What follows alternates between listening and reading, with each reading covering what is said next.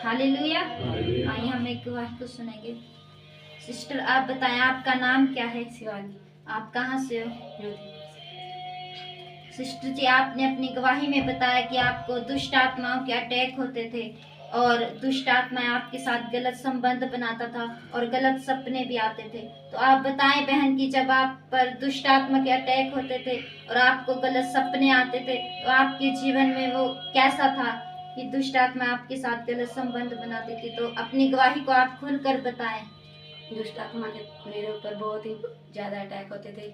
जब मैं सोती थी दुष्ट आत्मा मेरे साथ गलत संबंध बनाते थे, गलत सपने आते थे। फिर इस दुष्ट आत्मा के अटैक बहुत ही ज़्यादा बढ़ने लगे।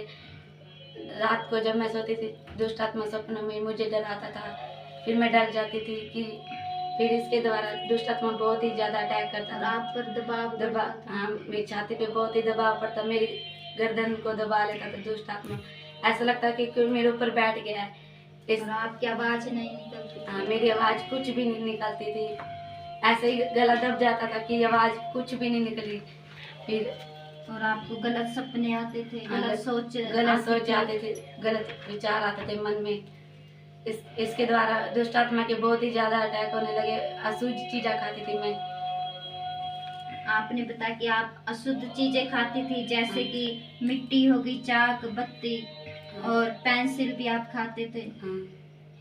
बहुत ही ज्यादा मिट्टी खाती थी मैं। ये बात आपके घर में लोगों को पता थी? मेरी फैमिली को किसी को नहीं पता था। आप छुप छुप कर ये सब करते थे, अशुद्ध चीजें खाते थे।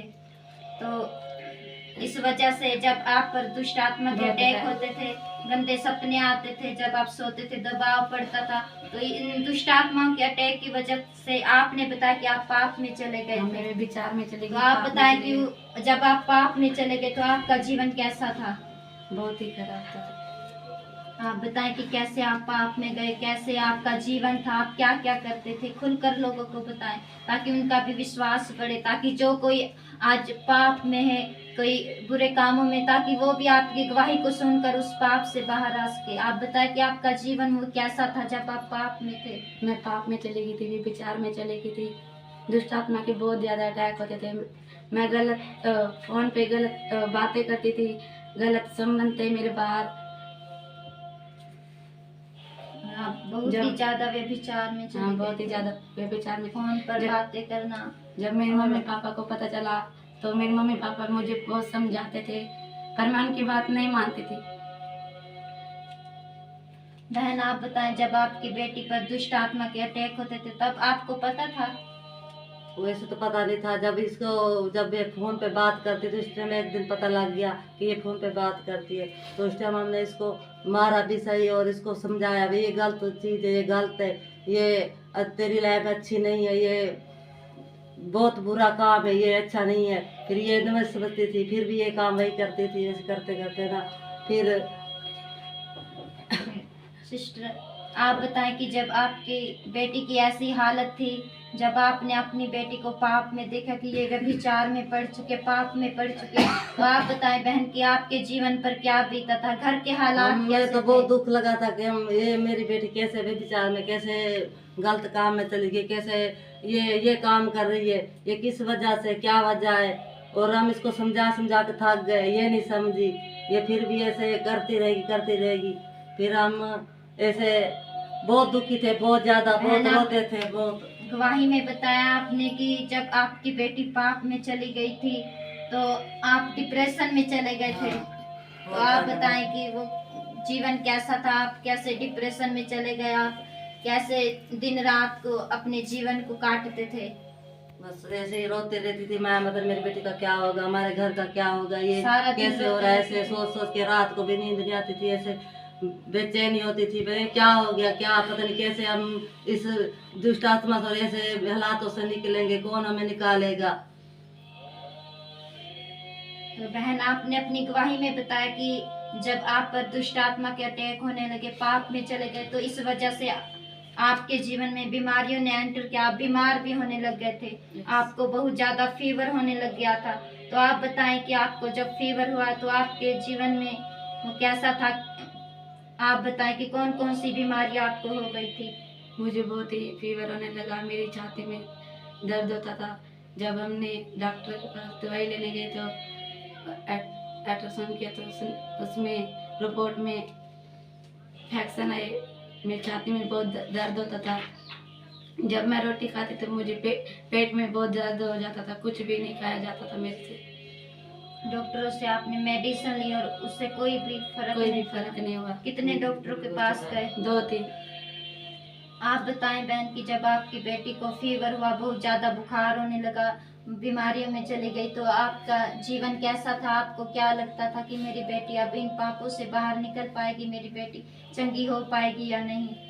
हमें तो बस ऐसे लगता था हम इस बीमारी से नहीं निकलेंगे, जैसे इतना हाल और हम दवाई भी ले रहे हैं, मुझे कुछ और लग रहा था, बहुत ज्यादा हो रही थी, परेशानी हो रही थी, खड़ी भी नहीं हो रही थी, कुछ भी नहीं, गिर जाती थी, कुछ भी खड़ी बेहोश हो जाती थी, कुछ भी नहीं।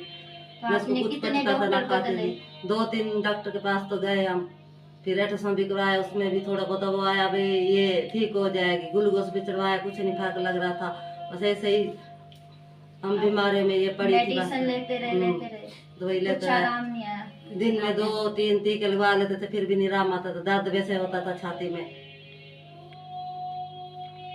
तो आप बताएं बहन कि आपको दुष्ट आत्मा बहुत ही डराता था, तो आपको लगता था कि मैं अब पाप से निकल पाऊंगी, इन बीमारियों से मैं चंगी हो पाऊंगी? मैं छूटना तो चाहती थी पर छूट नहीं पाती।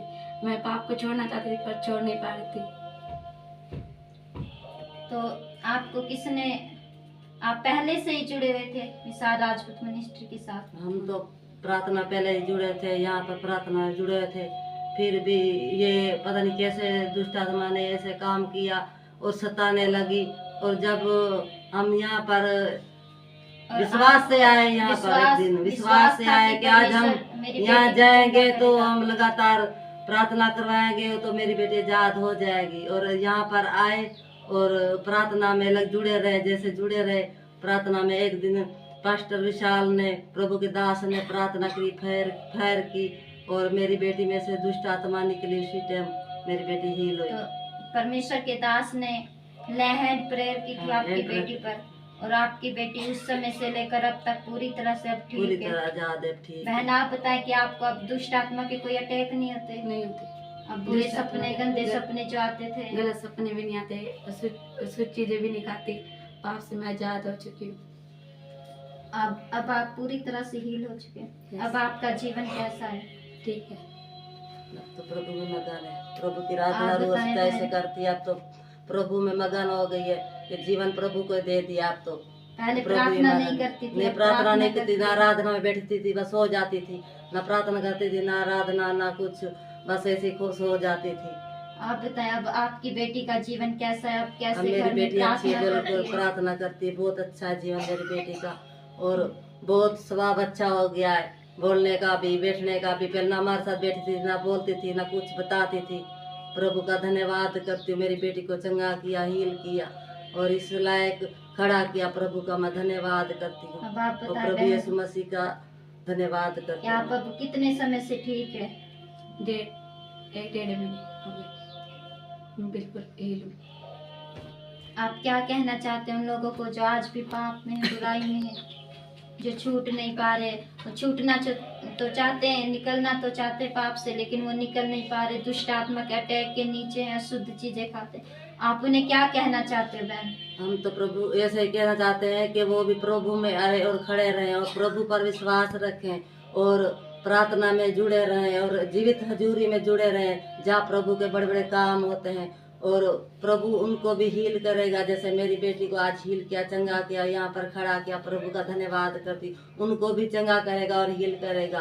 मैं सारी आदर महिमा प्रभु यीशु मसीह को आप देती बताएं हूँ। बहन, आप क्या कहना चाहते हैं लोगों को? मैं उन भाई बहनों को ये कहना चाहती हूँ, पाप में कुछ नहीं है, पाप में जिंदगी बर्बाद है।